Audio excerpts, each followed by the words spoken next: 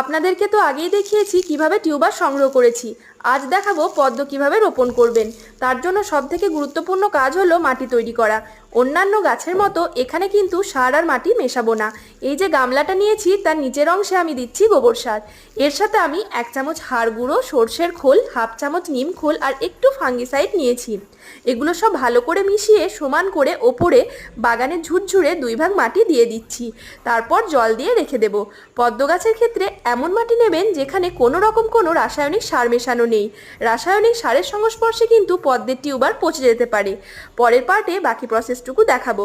দেখতে হলে আমার চ্যানেলটি সাবস্ক্রাইব করে রাখবেন, আর ভিডিওটি যদি আপনাদের ভালো লেগে থাকে তাহলে একটি লাইক করে দেবেন। ধন্যবাদ। দেখা হচ্ছে পরের ভিডিওতে। টাটা।